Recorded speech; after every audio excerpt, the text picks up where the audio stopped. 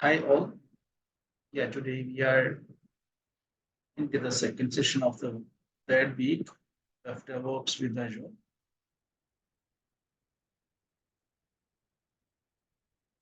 In the previous session, we discussed about the networking and what all services we have in networking, what all components we are having in Azure. So we just discussed and we just have a walkthrough on that. So most of those services were like it's for your knowledge and will be like trying to take a lab today, mainly on the component which is very important for us. So we'll be taking a lab. So we'll try to make a lab today. Before that, we need to cover some more things. So we'll be discussing those things also. So yeah, definitely. There is in the last sessions we discussed about that application network services, and today we will be mainly focusing on application protection services, and also there are delivery services as well. So we will quickly go through it and then we will start the lab actually. So it will give you an idea how this is working and all. So after this session, I'll be sharing a link with you so that you guys can look into it and then go and take some brief explanation, and you guys can explore it further, because if we are discussing, like if you are taking a service a day, and like it will be like we need a lot more to cover on this. So it will be like we'll be mainly handling the important service that has to be understood, because in most scenarios there will be some common things, common resources, common services that we will be using in infrastructure. So that part will be uh, mainly focusing. Others will be like introducing to you guys, so you guys can explore it. So that that's how we can move further. So yeah, without any delay, we will be starting. So the agenda for today is like, first of all, we'll be discussing on the protection services that we have in applications, and also the second one should be the delivery services that we have arranged with the Azure, and the third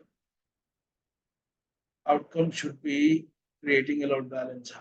So yeah, definitely we'll try to finish that lab today itself, and let us know if you have any doubts while we go through those protection services as well as the delivery services.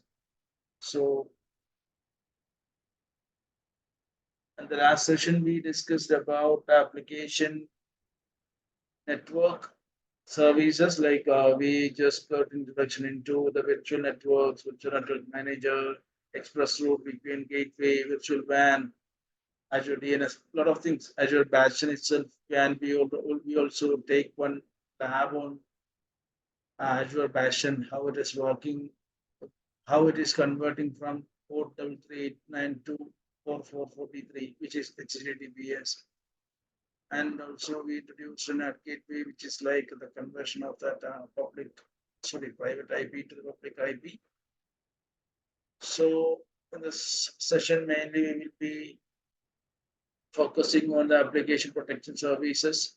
So yeah, we have DDoS protection, Azure Private Link, Azure Firewall, Web Application Firewall, network security groups, as well as service endpoints. Okay. So mostly we will be discussing on the network security groups.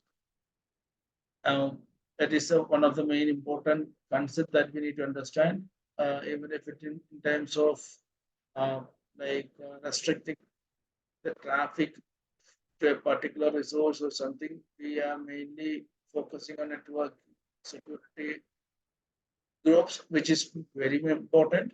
So we'll be focusing this. So we'll be taking Yeah, we'll try to cover that lab today itself. Means while we are creating the lab, the load balancer, we'll discuss that.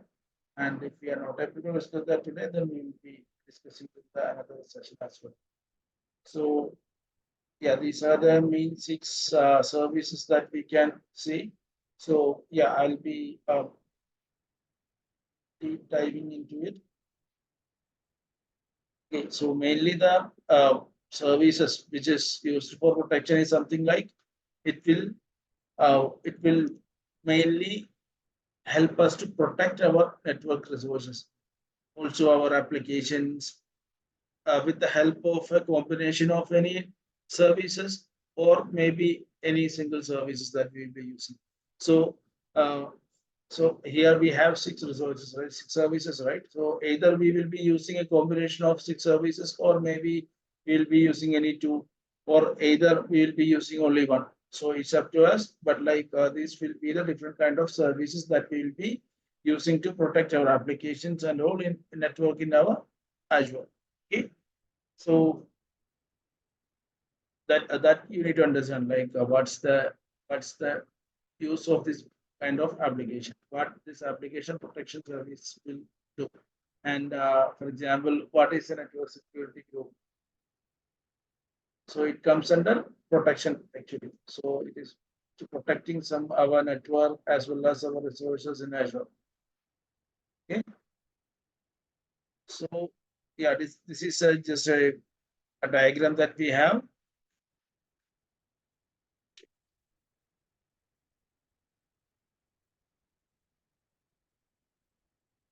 Yeah, I'm always remembering you. Yeah, if you have any doubts or something like regarding the concepts, just shoot your questions so that I'll try to clear it out.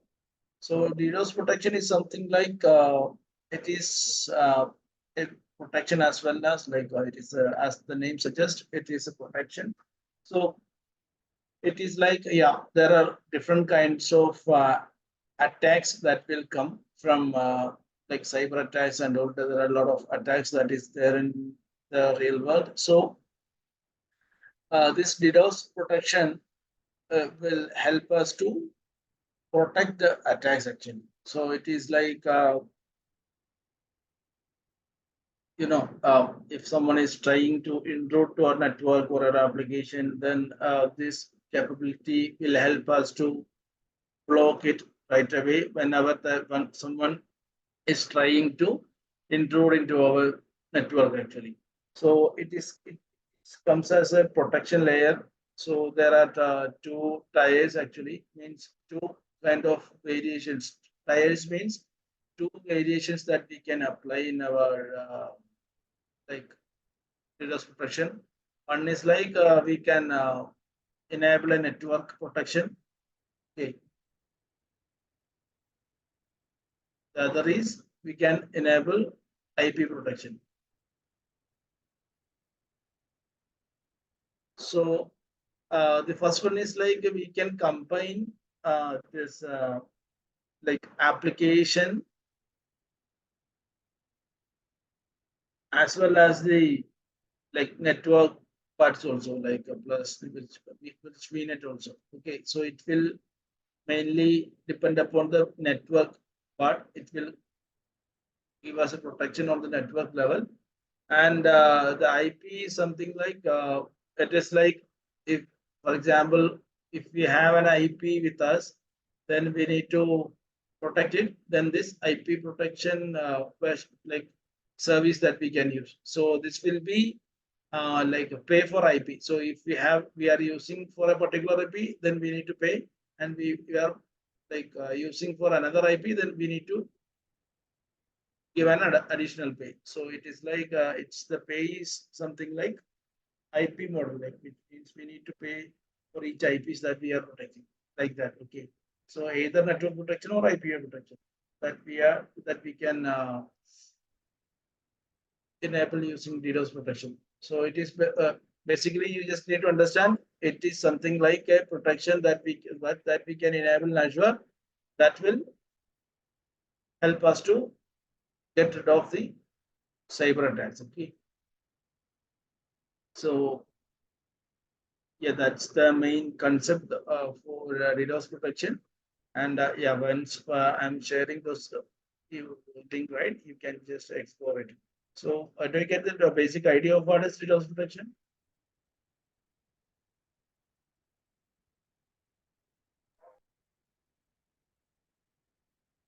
Yes, sir. Yes, sir. Yeah. So it is basically from the idea is to prevent the resources or the network from a malicious traffic. That's the main um, Hey, we can task. just say that they are basically hackers who are trying to Yeah. Like enter our network. yeah. We can call it like that also, like hackers or intruders, whatever. Those who are unauthorized, then they are trying to access our applications or resources. Then DDoS protection will come into act, and they will detect with the help of some algorithms, and they will deny the access. Actually, this name is like detection and denial of service. That is what DDoS. Okay. Detection, denial of service. That is why DDoS it names like that. Detection, denial of service. Okay. First it will detect, then it will check whether it is satisfying our network standards. If it is failing, then it will deny the service. That's it. Okay. So the other one is private link. Private link means, yeah, I can explain in a similar way. So this is a huge kind of picture here that you have. That's fine. This is like if you have platform as a service, okay, PaaS. PaaS means they'll be available publicly. Okay, we can um, mention whether it is public or it is private. Okay, we can configure that while we configure any PaaS service. So here, yeah, let's say if we have a PaaS service means a storage account or something else, then or an SQL server, all are PaaS service actually. So while we using this PaaS service, we have one VNet, okay, and we need to integrate the PaaS service, which means either we need to, it will be public or it will be private. So we need to configure the traffic. Traffic means we don't need to like go the traffic publicly. We need to go the traffic using Azure Backbone Network. Okay, there is a network called Azure Backbone Network. Okay, this is a network which means it is a backend network. So which means the traffic will go through the backbone. It will not go through the public. Okay. So here what happens is if we are defining a PaaS service as a private one, then that can use this backbone network. So while we using this backbone network, okay, there are two ways. Like either we need to use the public IP or we can use a private endpoint. Okay, so it is like a private link actually. The main idea is to implement an endpoint in a VNet. Okay, so yeah, PaaS service, whatever. For example, SQL server. Okay, I can say SQL server we are deploying. It is a PaaS service. Okay, which is a PaaS service. Then we can't put it in a VNet actually. Okay, we can't directly put it into a VNet because it's a PaaS service. So how we can put it into a VNet? We can enable a private endpoint, which means a private link. Both are same actually. So if we can define an endpoint and we can uh, like put that endpoint in VNet. Okay, that's what you are seeing here. So once you are adding that endpoint in the VNet, and you can connect that endpoint with the PaaS service. Okay, So here it is as SQL. So we can provision one endpoint. I will call it as PE. Okay, private endpoint. I can provision it in a VNet, and then I can point this private endpoint to an SQL. So this is the method of like integrating a VNet with a PaaS service. Do you get me? This is one important one. I can repeat if you guys have any doubt. Yes, sir. If you can just like briefly repeat it. Okay. Okay. Sure. Give me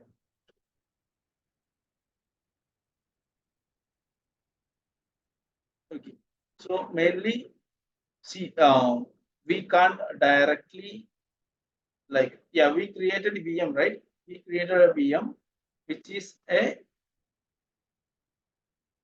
infrastructure as a service resource. So that we can provision in a VNet. No issues on that. Okay. So while we creating a subnet, we can put that VM inside that. But for PaaS service, we can't directly put inside. Okay. Since it is completely managed by like it is managing by Azure, we can't we can't deploy it in a VNet.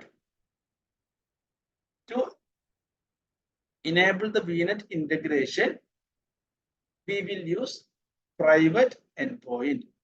Private endpoint is something like you can call it as a like a card that we are a card or something or an IP. We can call it as an IP. One IP will be allocated in this VNet, and using that IP, we can map it to a PaaS service. Okay, I'll give you.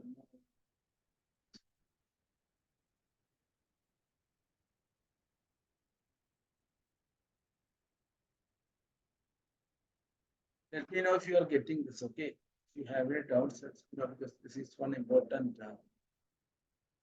concept that you need to understand.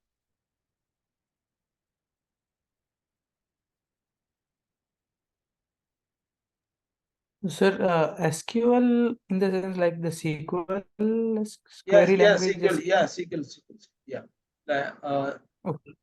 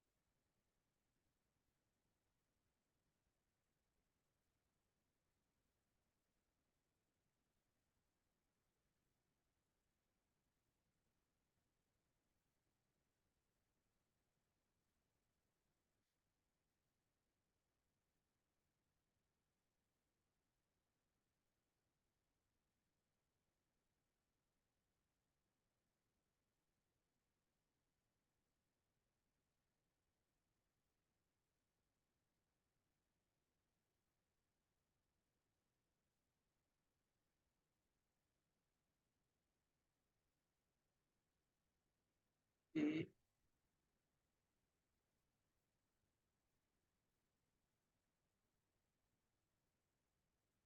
So we created two subnets, right?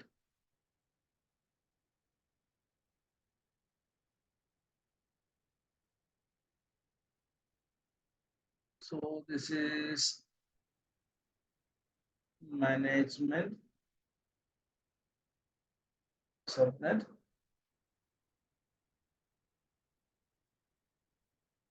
This is server subnet.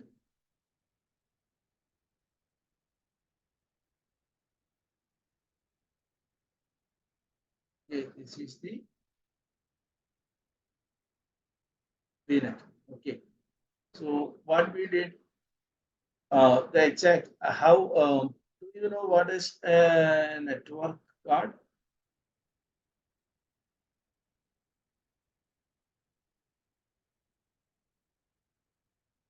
Do you know anyone?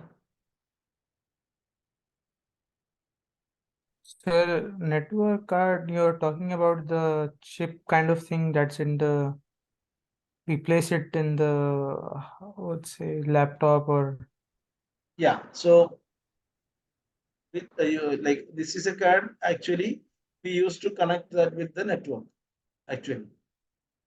So that's what okay, network card is. for Ethernet? Sorry. Yeah, for Ethernet. Yeah, correct. Okay, okay. Okay. So basically, if we are provisioning one VM, okay, if we are provisioning one VM here, what happens is, okay, I will call it as NIC card, okay, NIC card. So it is like a network interface card, that's it, okay. So here one NIC card will be created. Okay, while we creating a VM, it will create a NIC card. Similarly, here also, if we create a VM, what happens? It will provision a NIC card over here. Okay. Since these are infrastructure as a service resources, we are able to like this NIC card will be generated once we create this resource. So as part of creating a VM, we will get a NIC card as well. Okay. Got it? So sorry, sir. So this NIC card is virtual or? Yeah. Yeah, you can, you know that in our CPU, whenever like I'm saying about the hardware, CPU hardware, if you look into it, one card, which is called a network interface card, is associated, like it is connected to the motherboard. Okay. That enables you to connect it with Ethernet or internet. Okay. So with the help of virtualization, like network virtualization, this network interface card will do the same activity what the card that we told now that is attached to that motherboard. Whatever it is doing, the same it will do with the using network interface card. It is a virtual card. It is not a hardware piece. You get me? As part of virtualization, like network virtualization, this hardware card will be converted to a network interface card. Okay. So everything we will define here will be virtual only. There is no hardware. Got it, sir. Okay. And if we say any card, like in the data center, there may be okay, different racks. So they will be putting NIC card somewhere. They will be putting like a hard disk somewhere. So like then they will connect. That's how it is working in a data center. Okay, there will be physical devices there. What we are doing is like we are getting a virtualization copy of this NIC card. Okay, so that we can associate it with whatever we need. Got it? All hardwares will be there in the data center. We don't know where it is, right? So that is virtually available in Azure so that we will be managing it. Yeah, understood, sir. Thank you. Okay.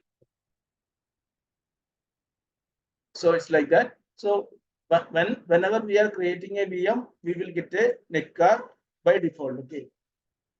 It is because what it is a infrastructure as a service resource. Okay.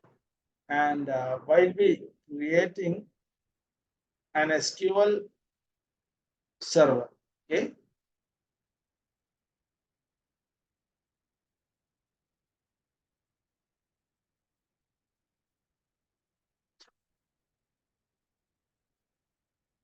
when we creating an SQL like managed instance, like it will be like a PaaS service.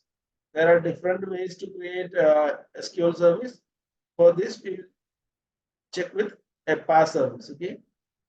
So when we consider this PaaS service, what happens is,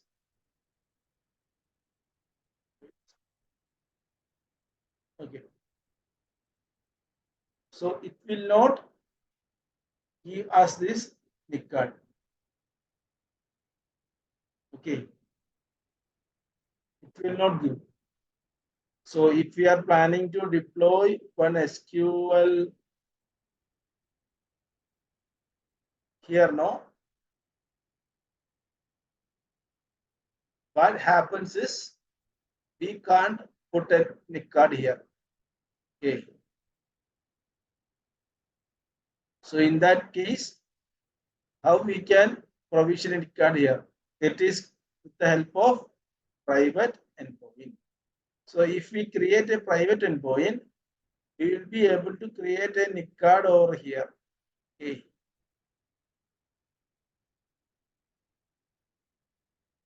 And what happens?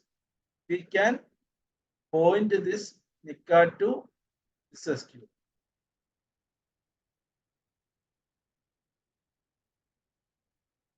Got it? Yes, sir. So this NIC card is called what? Private endpoint. And this connection, right? This link, that is private link.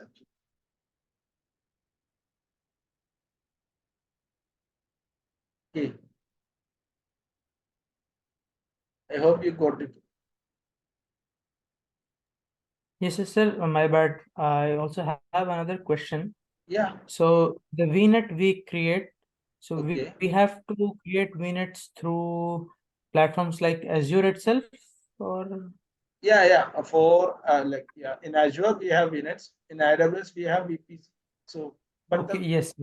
Okay. the concept is similar, but the name may different. VPC or VNet like that. But Got all it. the things are similar. Got it. Okay. So that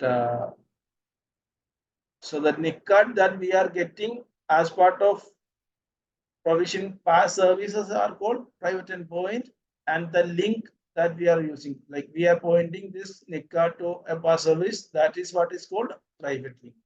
Okay.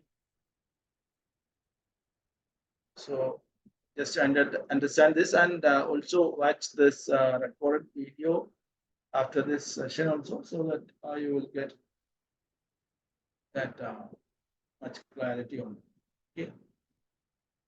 So this is what is Azure private link. Firewall, it is something similar, like similar to the DDoS protection. It is like whether we need to traffic that we can mention with the help of some rules. Okay, so it can decide whether we need to allow or deny. Like we saw one network in the local, this thing, right? Local network. When we started our session, like I think the first week we had a session, and we just described now. There's one firewall which is exposing to network. It can allow or deny the traffic. So yeah, same way Azure firewall will do that kind of things. So it can allow or deny the traffic. So we can add some rules mentioning, okay, disable port 80 or disable internet, like that we can mention. So it will handle it for us, Azure firewall. Okay. Then web application firewall, it is something like a firewall itself, but mainly it will be doing what? It will be handling the web application concept. Like if we are using some websites and all, then we can enable WAF. We will call it as WAF. Okay. WAF. is WAF. Somewhere you will see WAF. What is WAF? WAF is something called Web Application Firewall. So here what happens? Only we will be getting there are for example, if we have a website, then we can protect that website using WAF so that attacks and all will be restricted here. It's a denial of service, so they can't enroll into a, and it is like act as a firewall as well. So we can define rules accordingly. It will work. So that is what web application firewall is. This is all are just wanted to know what all services Azure is providing. Okay, and another important thing actually, for this Azure private link means private endpoint, and this service endpoint is quite important, as well as this web application firewall also. So just wanted to understand what is web application firewall. It will give a firewall option for the web applications that we have deployed in our Azure. Okay. Service endpoint is something. Yeah. Service endpoint is something that I can explain with the help of, I'll explain here. So service endpoint is basically, see, we already discussed that. Okay. We have a subnet here. Okay. Inside a VNet.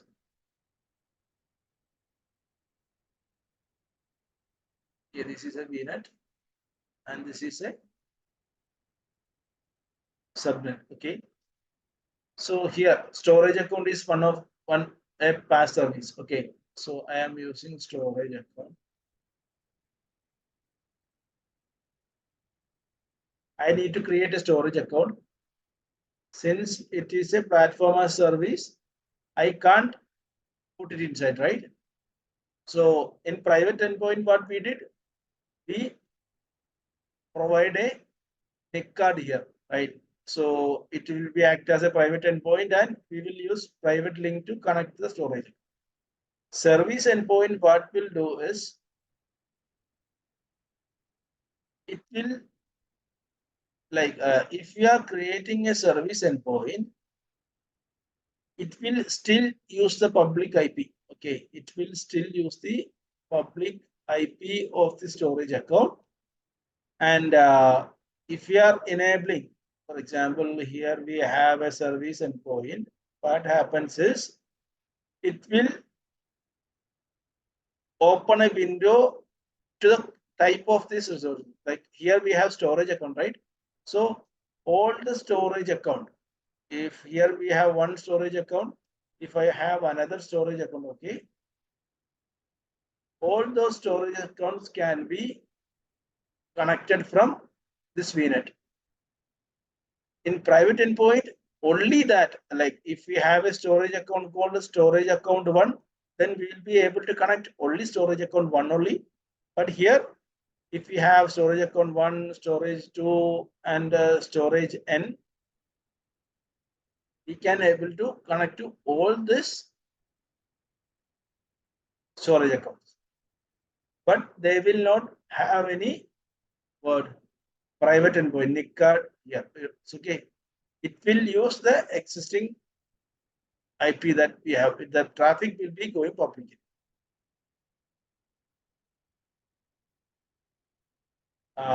Do you get me? Any questions?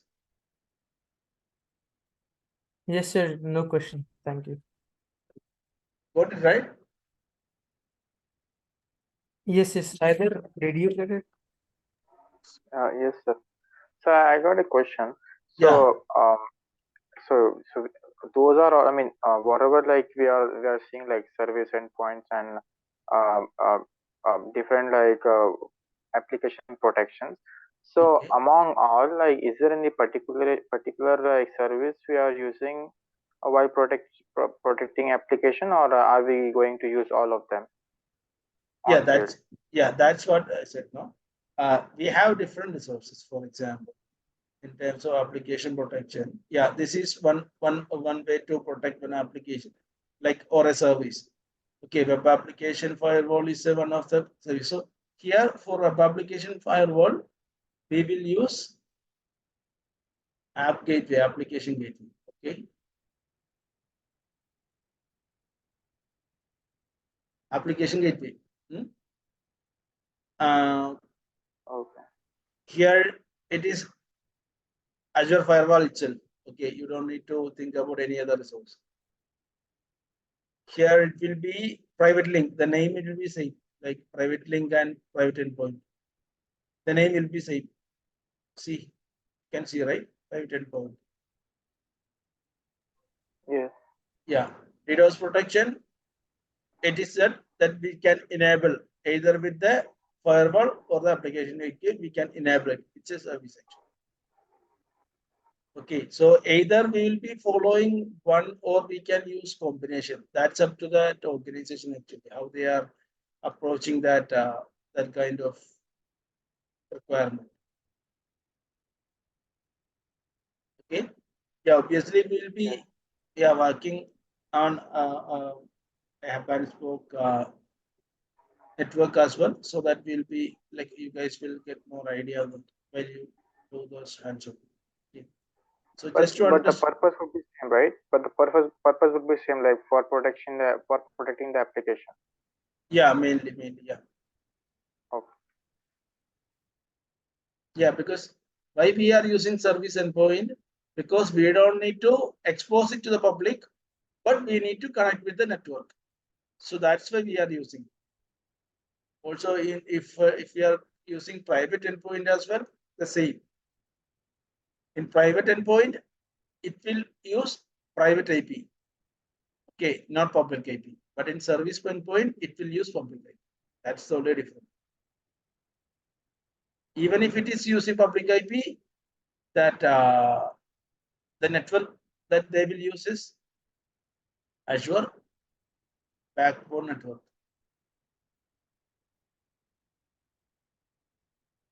Yeah.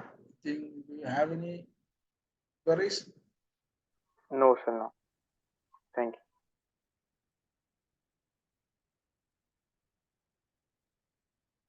Then let me.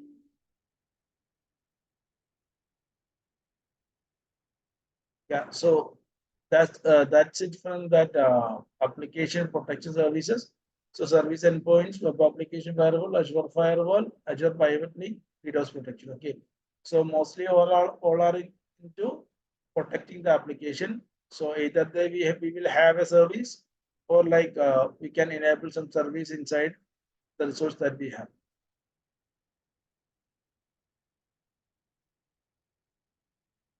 And yeah, when it comes to application delivery services, we have a few things like Azure Front Door, Traffic Manager, Load Balancer, Application Gateway, Content Delivery Network. Okay. Here the important this sequence. Yeah. Mainly these application delivery services are something like it is concentrated on how the applications are delivered. Okay. So these are some kind of services that we have. So a load balancer and application gateway is the most important, because in most of the situations, most of the architecture, either it will have a load balancer or application gateway. So these two are important. Okay, and second.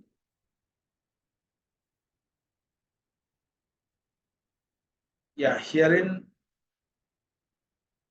application protection services, the important things are private link, service endpoints, and network.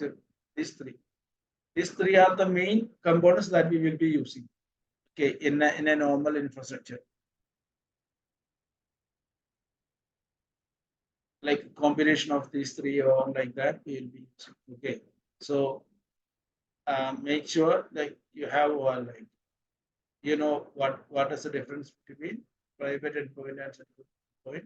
Yeah, this is Azure Private Link, or you can call it as private endpoint as well.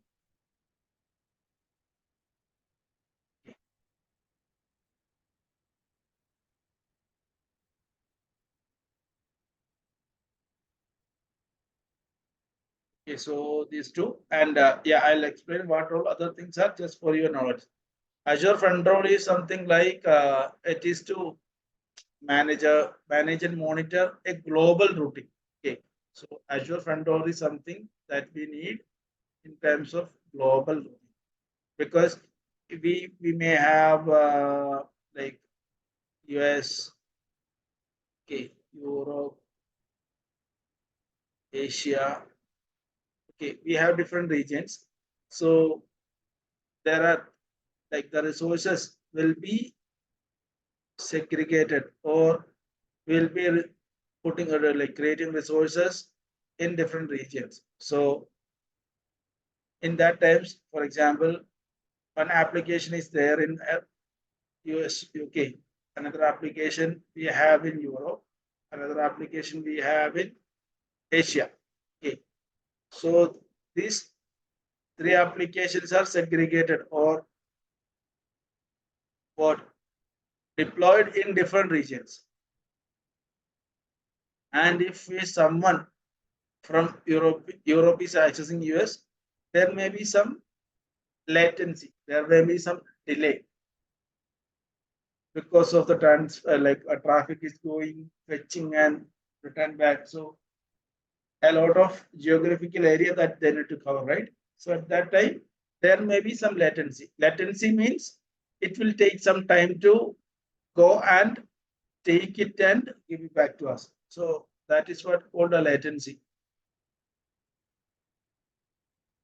Okay. Do you heard about this word, latency?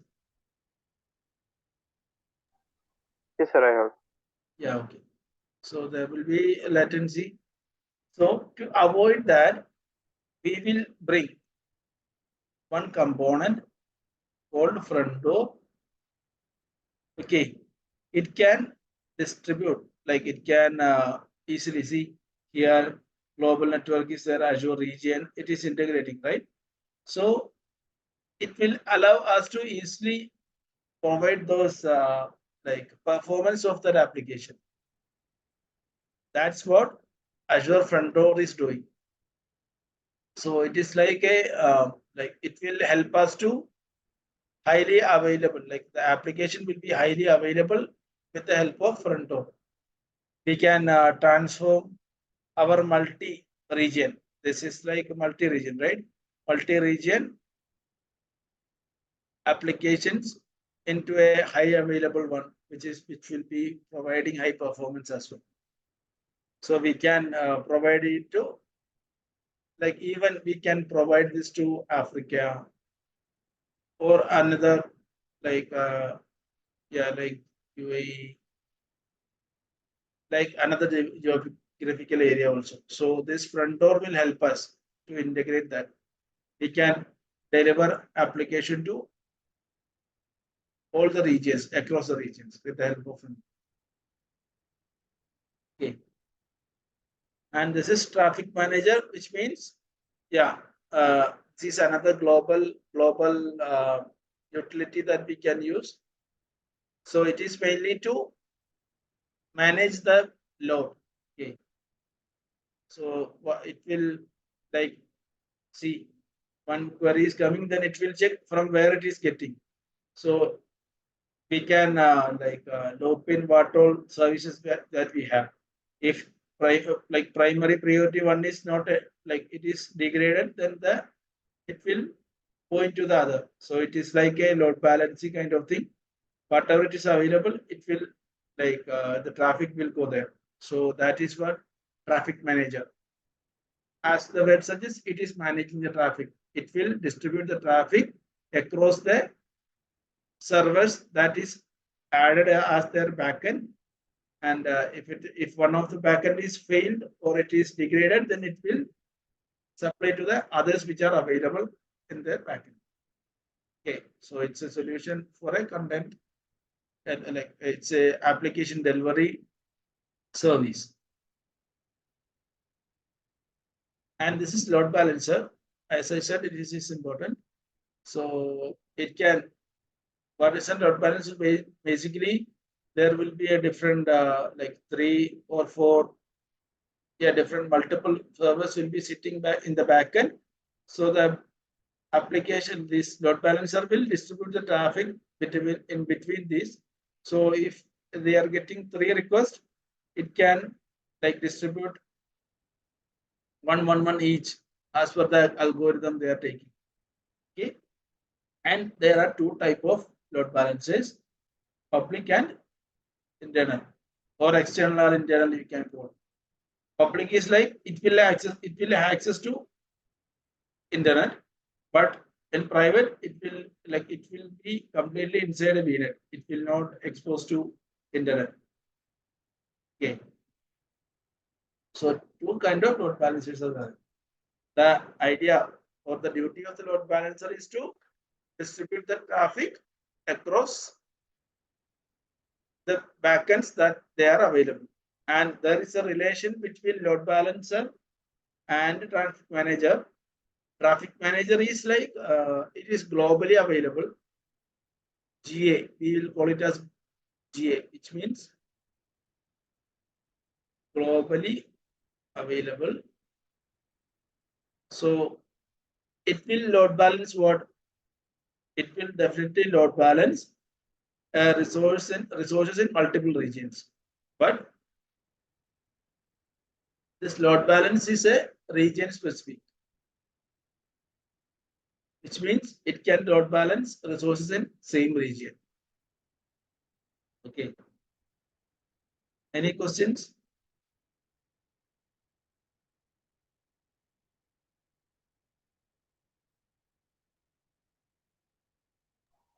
So, sir, which No, one sir. is mostly used, sir?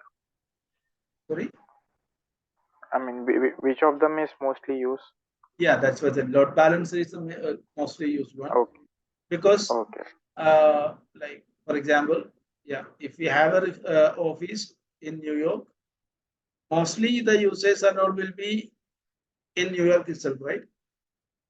If an employee goes outside, then they need to like implement some solutions. But like if they are, it is like a region bounded. So in 10 cases, we will be getting 7 or like 6 or 7 cases with load balancer, and only 3 or 4 in this traffic manager. So it's important to understand how to configure load balancer. So if you are able to configure load balancer, you can easily configure traffic manager like that. Okay. Shall I move forward? Yes, sir. And yeah, here also I'll add. So these are the backends, okay, because it is sitting beside this. Yeah, I will take this example. Here we can like divide it as 2. So this area means this part actually. This part, it is what is a backend, and this part is the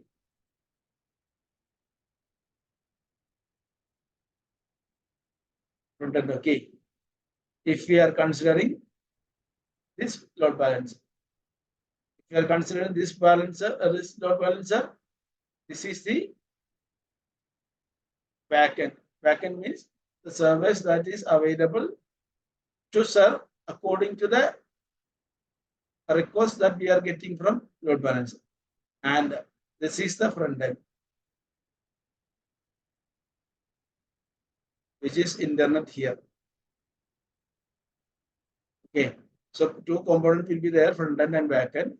Back end will be mainly the pool of resources that we will have, which is connected to the load balancer, and front end will be mostly the request they are getting.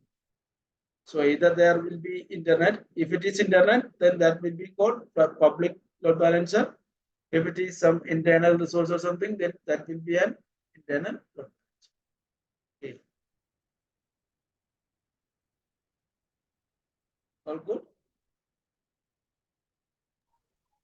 Yes, sir. Okay.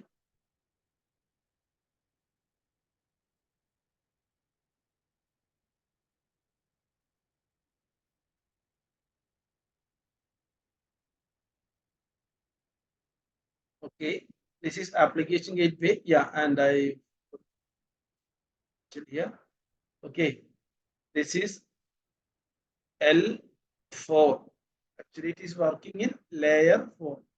Okay, just remind it. It is working on layer 4, which means it can handle RTP kind of thing.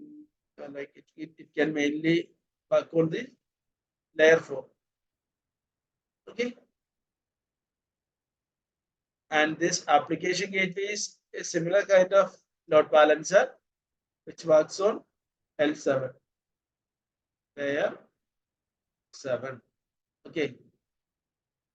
So here mainly we are handling HTTP, HTTPS, web application kind of things.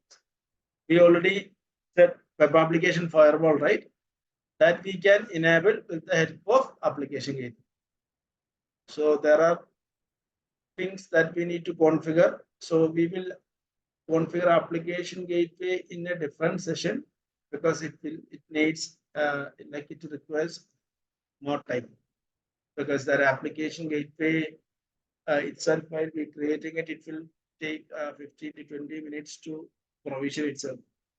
Okay, so we can, the idea is if they are accessing from their browser, we can use application gateway so that websites or application or our service, whatever that we have in our backend pool, we can expose it to public so they can access. And here we can enable WAF, web application firewall, so that the attacks and all things will be what it will be prevented here. So application gateway is something similar kind of load balancer, which means if they are getting a request, which is like a request to access this VM, then it will give. If they are getting a request to access the VMSs, it will give. Or it is an on-prem, then it will give. Okay, so mainly it is working on layer 7, which means we will have app 1, app 2, app 3. Okay, 3 apps we have. One is deployed in a VM, one is deployed in a VMSs, one is deployed in a on-prem server. Okay, a user comes and they need to access app 1. For example, app 1 is like google.com. Okay, so the user will comes in and this load balancing will check, okay, where I need to go. Then according to the settings that we did, it will be, the user will get what? Google.com. Okay, another user comes in and accessing app 2, whether app 2 is holding facebook.com. Okay, so we'll check with the HTTP rule that they have, and according to the rule, it will be redirected to the VMSs, which is hosted facebook.com, and the user will get facebook.com. Okay, this is like if they have abc.com, a user 3 comes in and trying to access app 3, they will check the settings and it will go to the on-prem app 3 and she will get, like he or she will get ABC. Do you get me?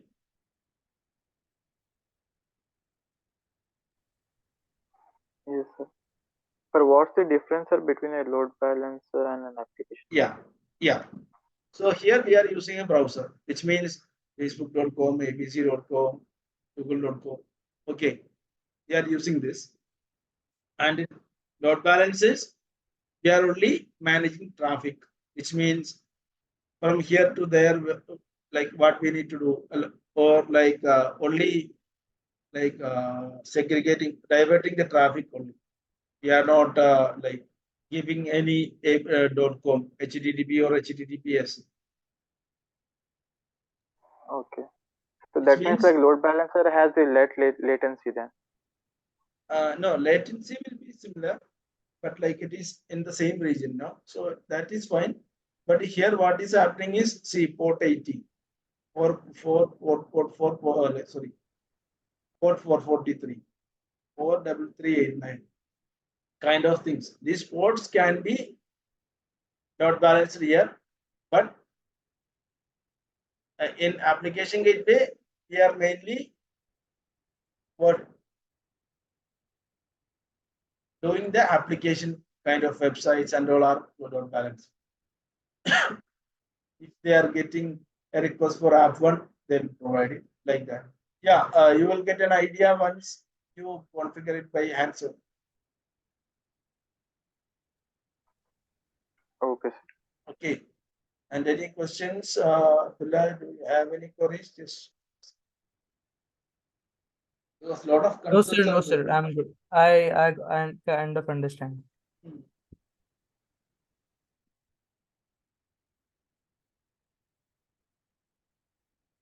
And this is content delivery network.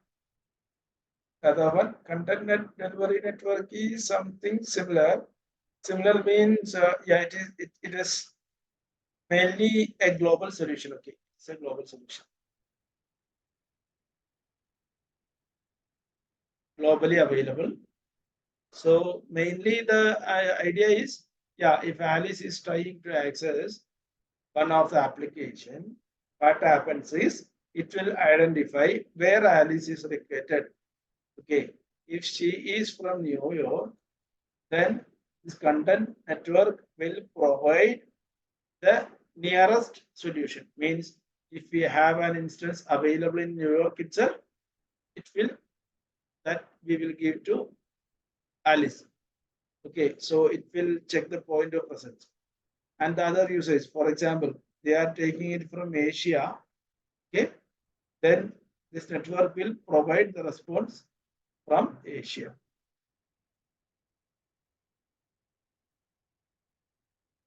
Okay, something like yeah, we have newspapers, right?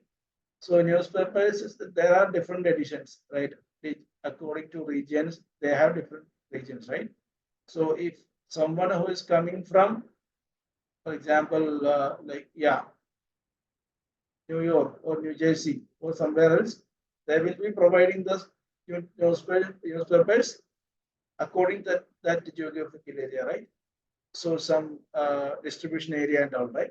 So like that, they will check the point of presence and accordingly they will provide. That's what a content delivery network is. So it will helps to reduce the latency and the performance. Also, it can cache the values and also it will give us an entire better performance. You get me?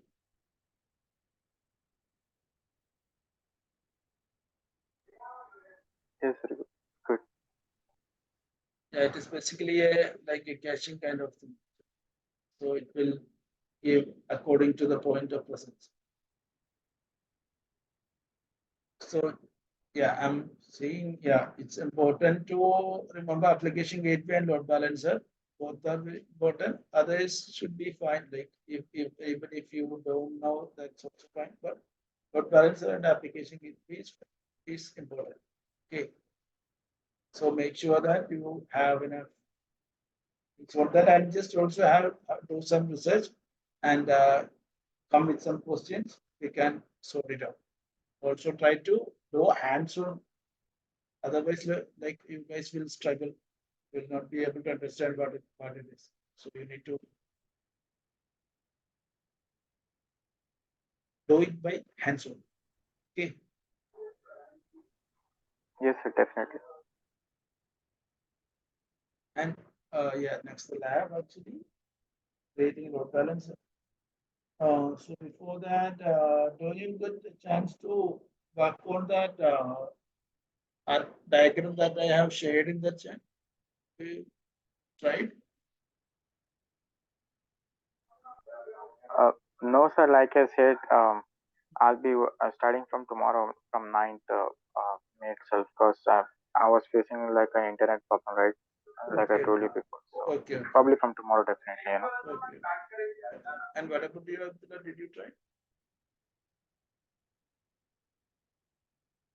Sir, there is kind of a background noise coming, so I couldn't listen the last minute. Sorry? There was like multiple noises coming from the background, so I couldn't listen the last minute. Okay, from where actually it is coming?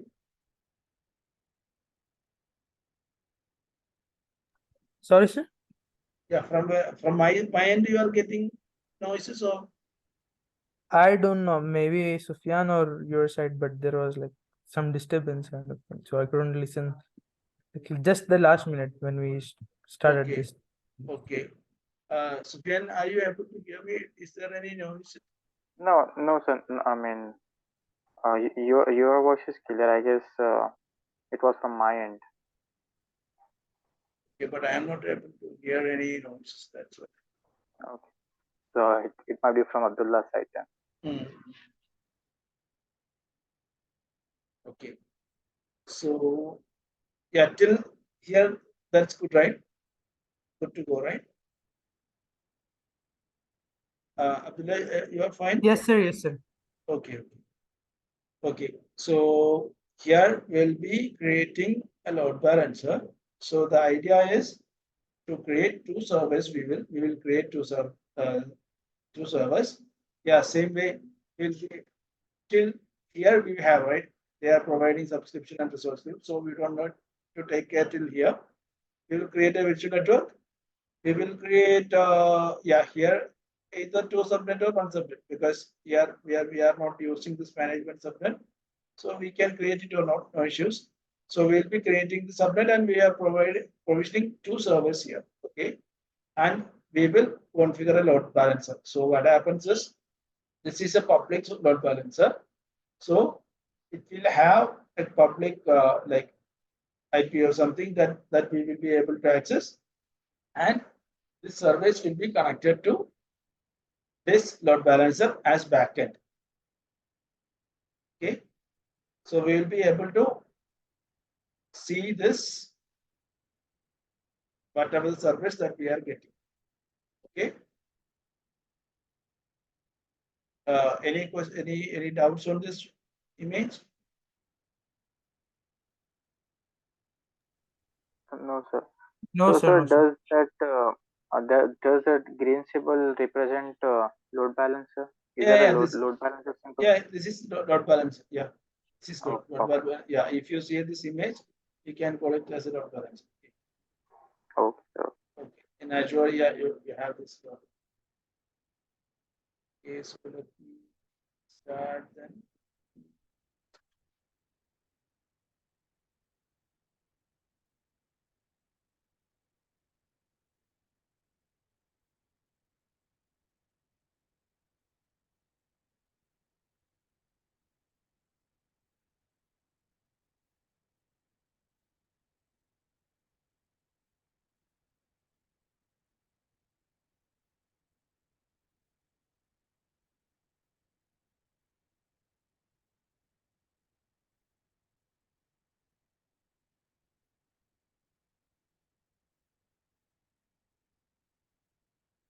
I'm using the same lab because we will get 1 hour.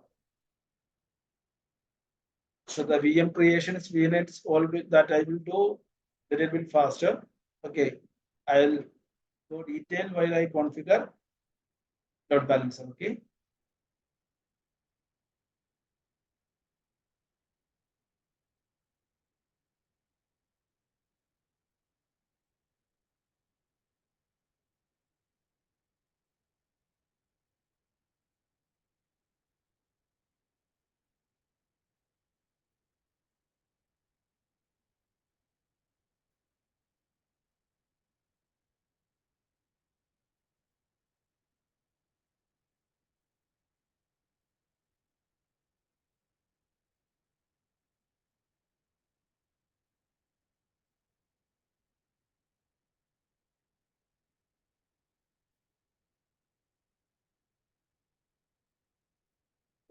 Here we have that. Yeah, I'm going. Are you able to see my screen, guys? Yes, sir. So I'll be directly creating virtual machine.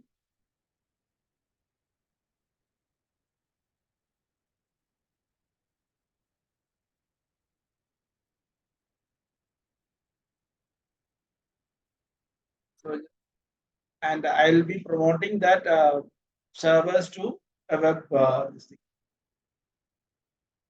web what web server.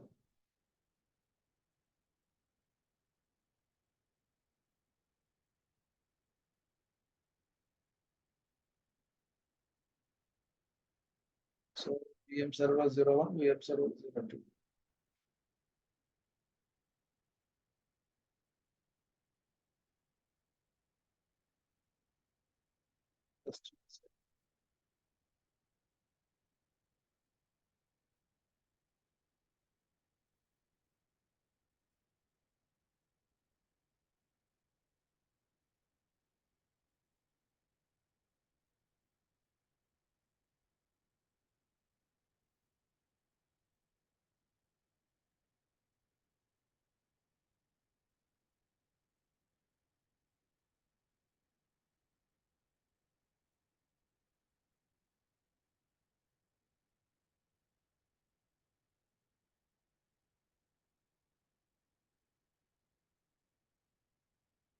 I just enable two more ports.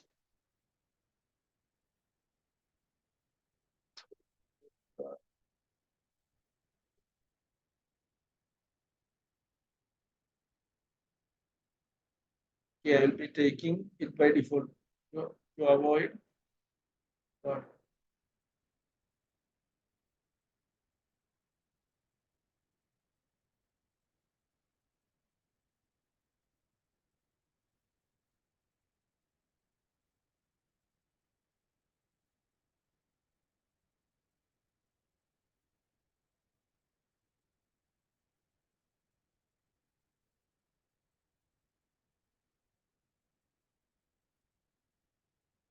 the net.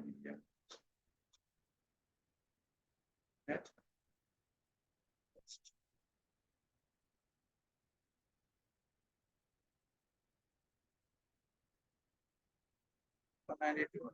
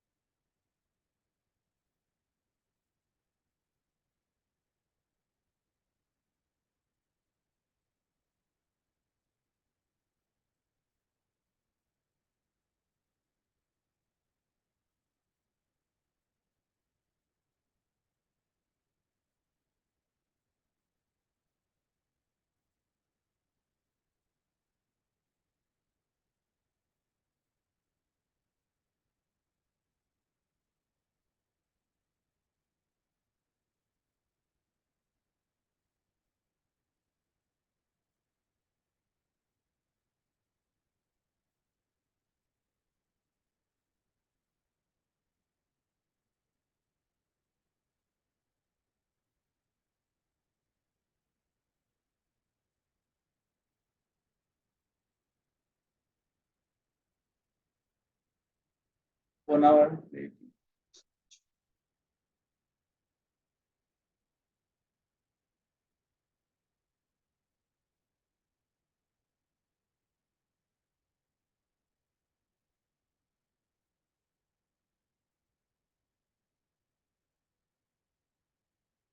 Yeah, I'm creating that VNet for now. And here I'm selecting SNet server. Okay, that's subnet. So now I'm associating any public IP or IP.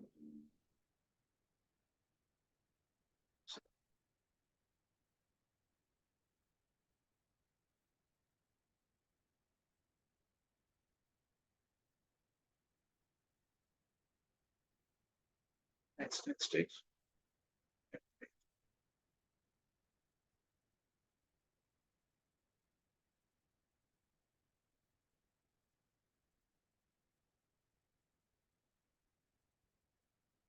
creating.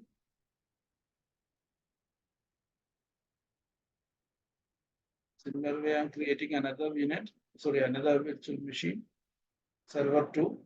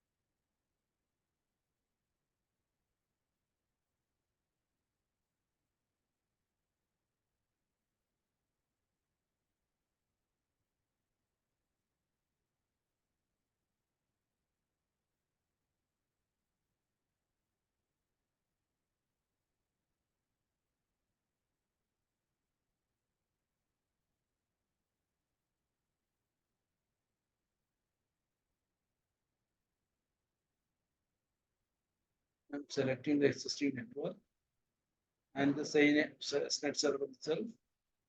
And I'm creating another mobile IP.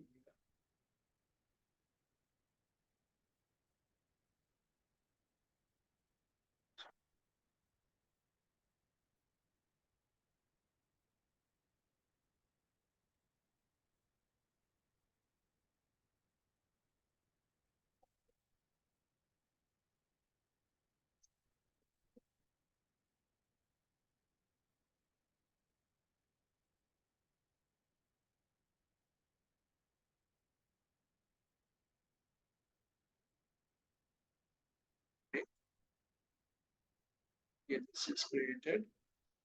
VM server 01 is created.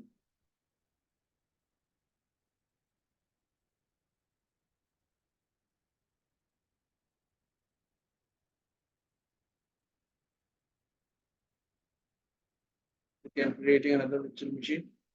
Why I'm going fast is like we are already right. We have already created a VM earlier, so that we don't need to go Yeah, yes, step you're by fine. step. Okay, this VM is created, so I'll take an RDP to this for now.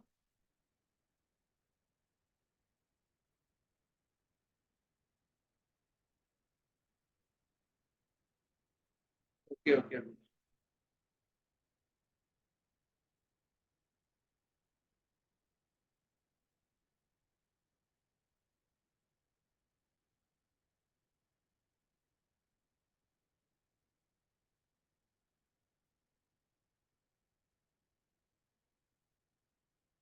I'm connecting to the first server, and I'll promote it as a web server.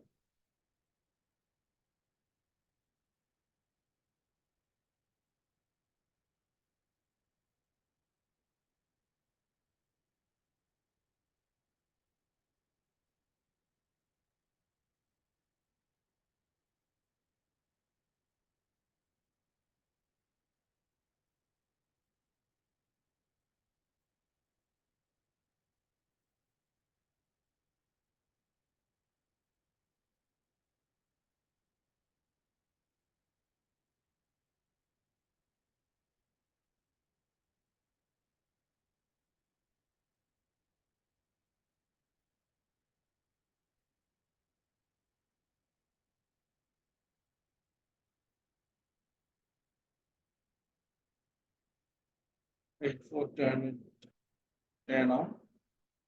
Like the server has to come there. Meanwhile, okay, this is also managed. So let me take that as well. RDP,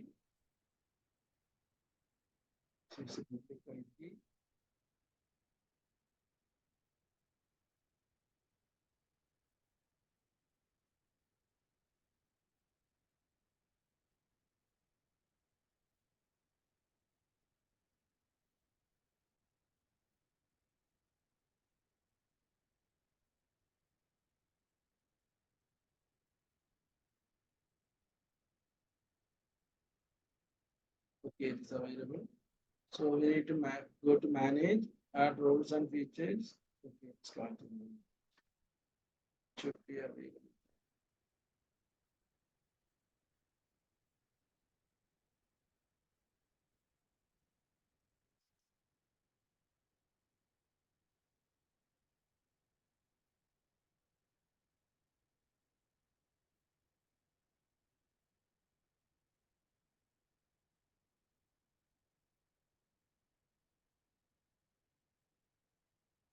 Okay, to promote it as a web server as we did earlier, add roles and features. Next, next, next. This server IAS. Add features. Next, next, next, next, and install.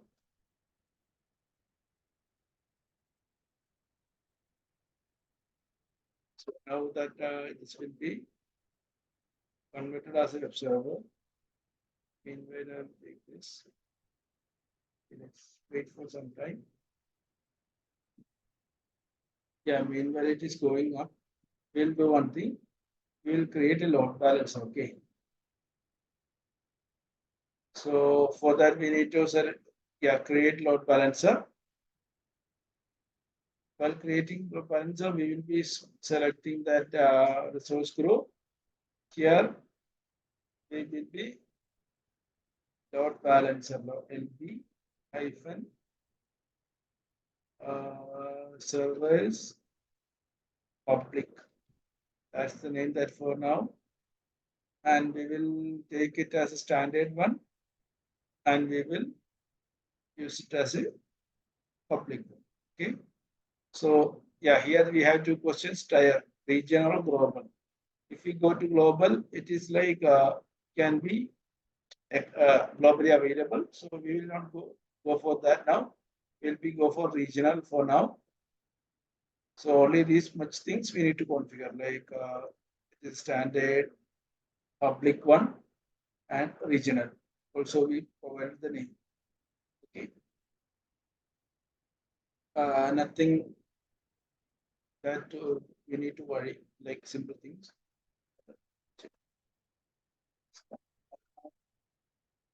And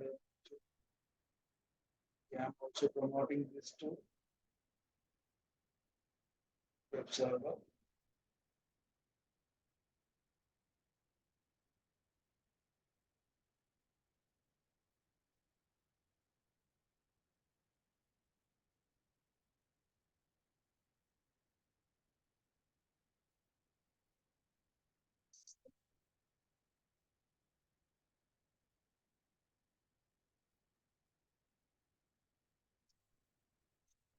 But meanwhile, I'll change that thing. I'll change that image that we have. Network.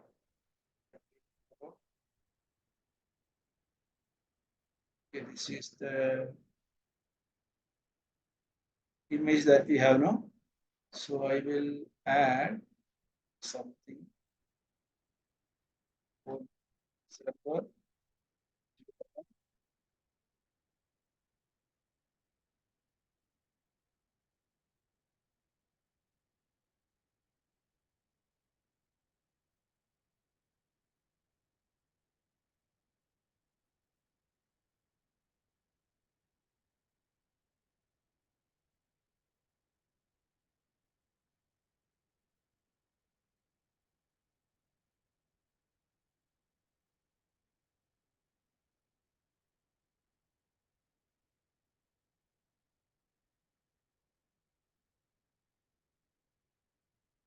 Okay, it is server 01. I'm just saving for now.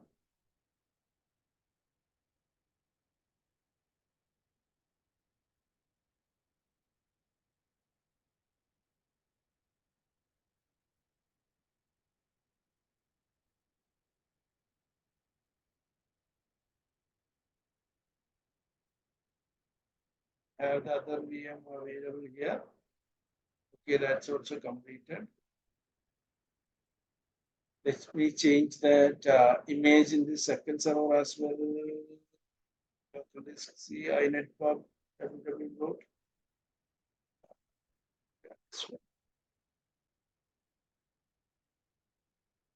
Edit.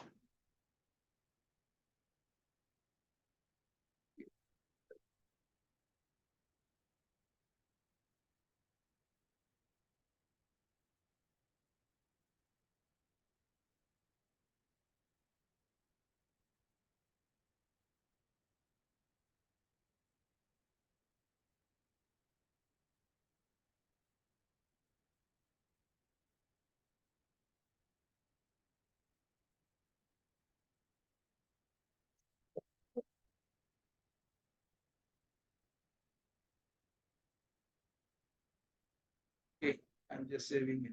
It is for to understand how that is working.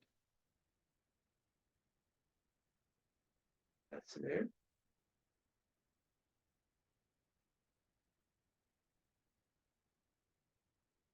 For that, let me check what was the IP 1388.29.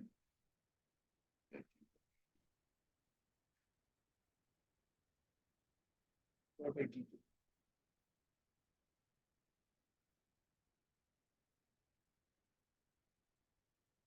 See, I'm able to fetch it, okay? Server 01. And 02, what's the public IP that we have?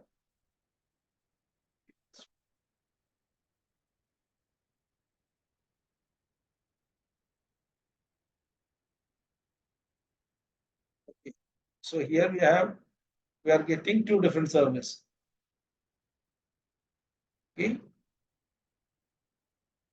Now I am going to create this one here next front-end IP configuration.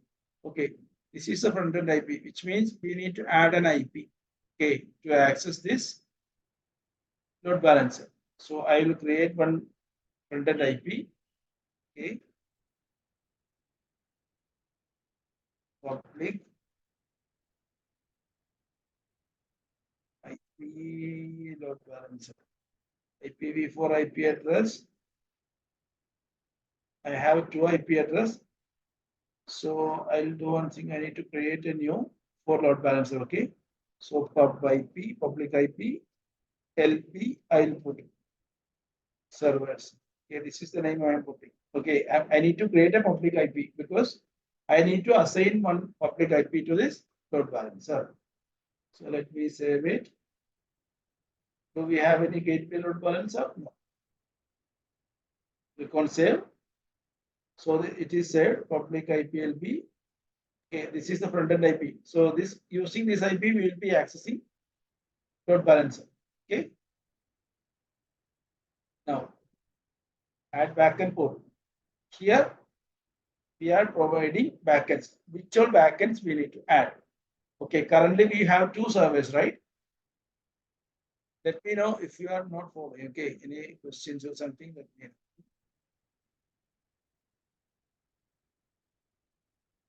So No, sir, no question. yeah, here we are adding backend ports. We need to add which all, yeah, we need to provide a name actually.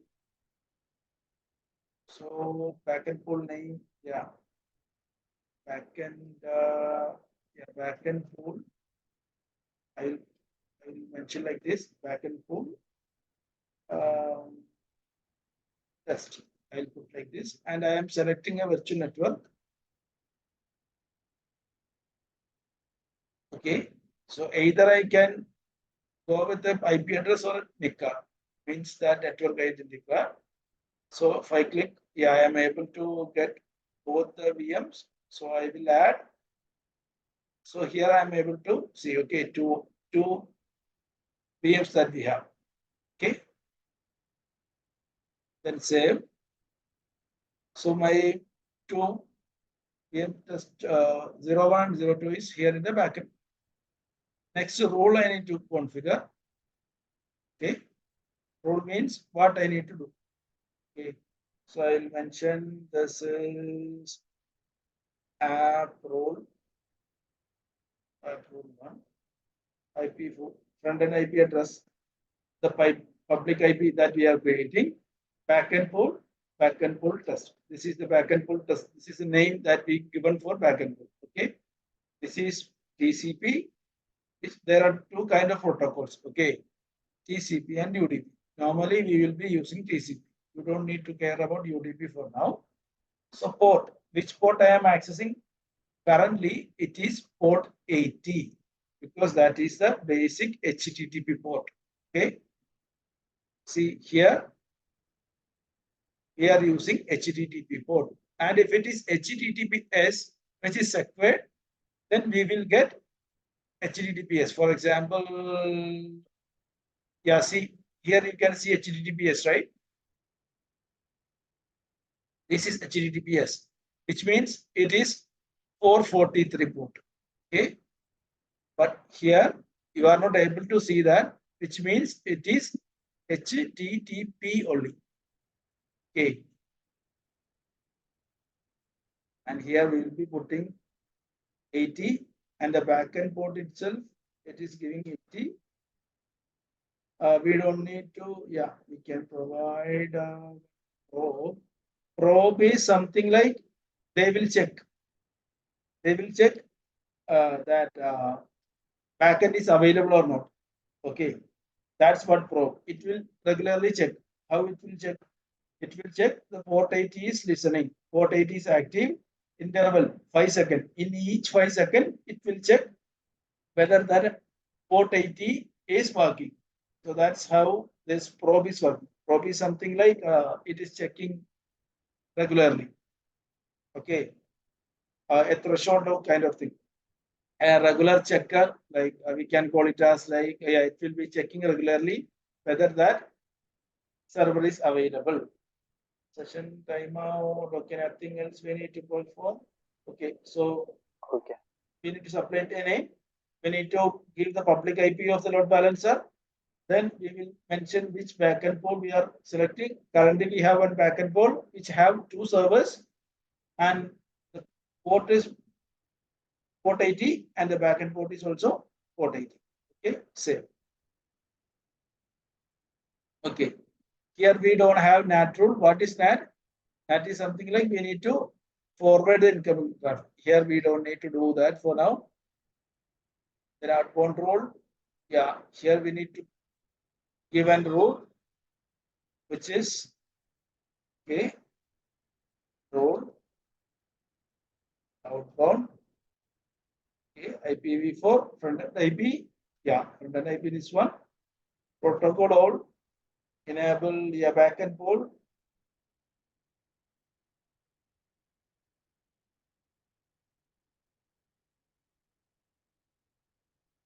Ideal timeout, backend port. Only one backend port is there, so that's why it is.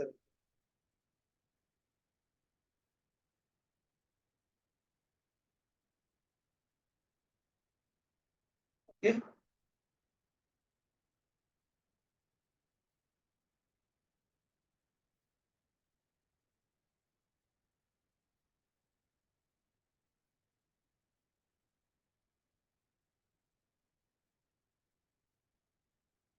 We can limit the number of instances. I will put 5 for now.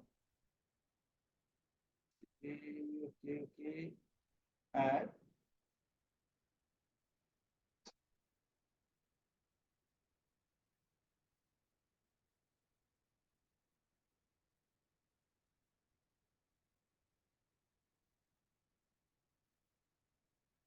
Yeah, okay. Before that, see, currently we are accessing it with the help of public IP, right? We have public IP. Correct. Here we have public IP, and here also we have public Yes, IP.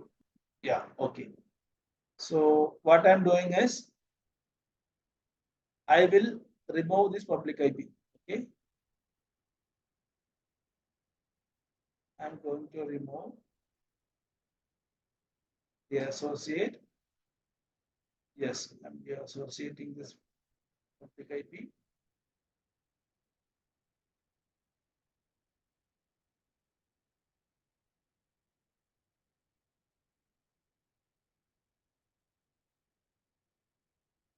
For both the VMs.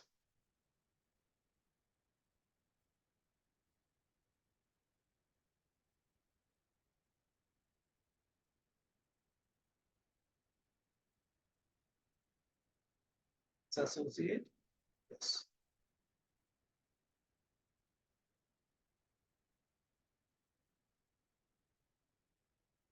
I'm disconnecting this DP4 now.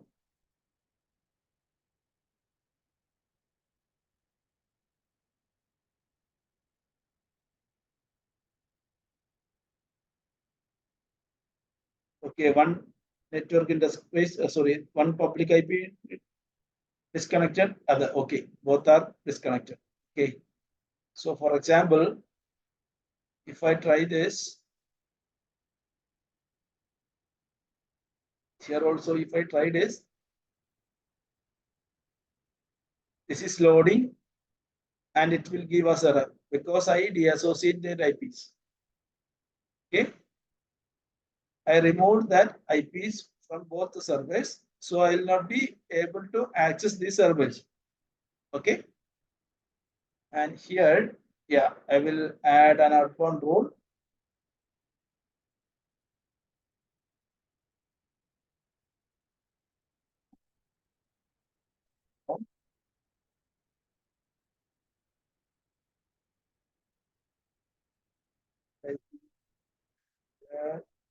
Yeah, now it is enabled because earlier two servers are attached with different public IP addresses. That's why we are not able to select that. Now we are able to select port allocation, manually choose the number, use the default number of outbound port, and okay, choose by maximum number of backend instances, 5. Okay, I'll put maximum number of backend instances as 5. Adding. Okay, now it's added. So just for a recap, we provided the name and the type and the tier. Then we have added one public IP. Then we have added backend pool, 2 VMs. Then we have mentioned which rule, like which port it have to be given and which port it needs to work. And then we have added one outbound rule, which is like what we need to do. And then tag, review, and it will validate. Okay, okay, it's available, then create.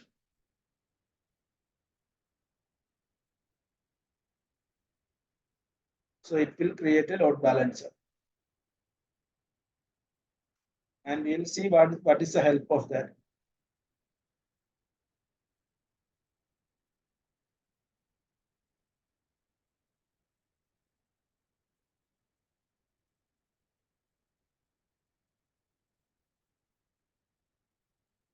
Earlier, what we are doing, we have public IP for both the servers. So while we trying to like access using web browser, we are getting server page, right? Which is a web page. Here also the same, correct? Then what we did, we deassociated these two public IPs and we added both as the backend of the load balancer. And here we provide one IP. So what happens? Earlier we have two public IPs. Now we have only one IP. Okay, correct?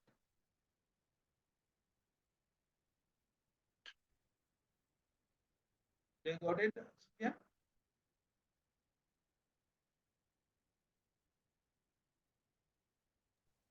Yes, I got it.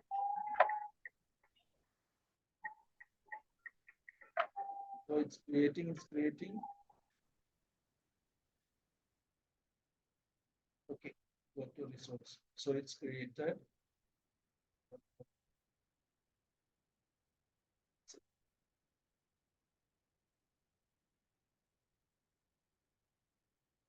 See,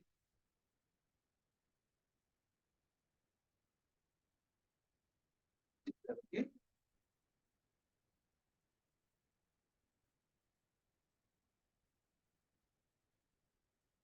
And I will use the public IP. What is the public IP of this?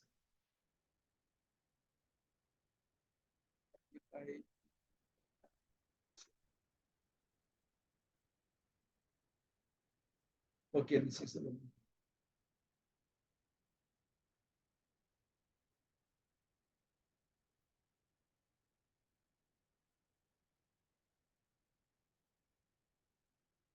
see here we are getting that server.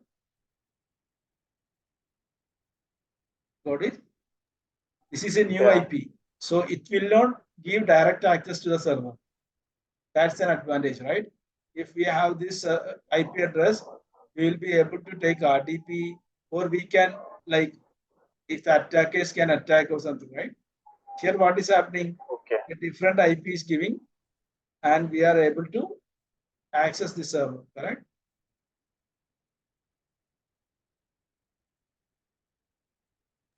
Yes, sir. Correct. Got it? Same way Yes, we sir. can, like, same way we can configure the settings as well, like what all different backend ports we have, and what are the load balancing rules. Okay. So how can we, like, here we have one rule, right? Which is like IPv480, port 1, timeout, recommend output rules, okay? We can mention that, and on rules we can mention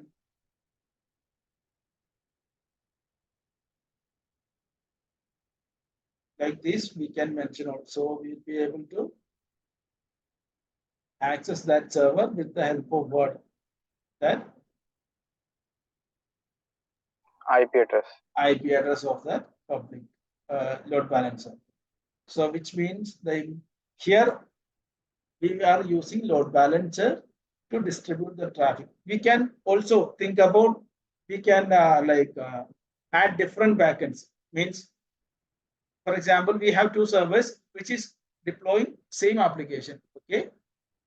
And it can expose, like we can distribute the traffic. Okay, first 10 traffic first go to server 1, then server 2. Like that we can configure. Or we can like load balance different application as well. And the difference between load balancer and application gateway is, here we will not get any kind of what that WAF, which means web application firewall setup. But in application gateway, we will get that. That's the difference between application gateway and what this load balancer. Now you got the difference. Yeah, yes, sir. Got it. So just try it with your end, so that and try what all things you have. Okay, you have one role, so let me try to add another role as well. So role, then public IP, then backend code. See here, if we are an IP address can only be used for one outbound role, so we can't associate two routes to one IP. So like this, more knowledge we will be getting. Okay, for balancing rules, you can add, see, add route to output. See, I'll try to add role to that IP, existing backend role, okay, port, backend port 80, and pro.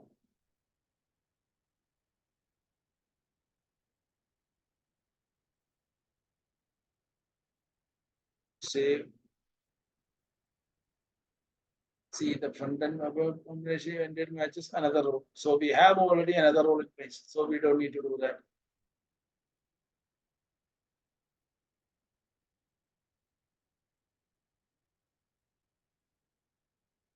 So basically it's like that. So easy to manage the service, like load balancing. The traffic will be load balanced. So the service will be available, and it will help us to restrict the direct access to the resources. Okay, I hope you got the point. And just try to implement it in your thing also, your lab also. So just try to go similar steps and try to do it. Okay. Okay, sir, definitely. Yeah. So any questions or else we can just wind up. No, sir, no questions at the moment.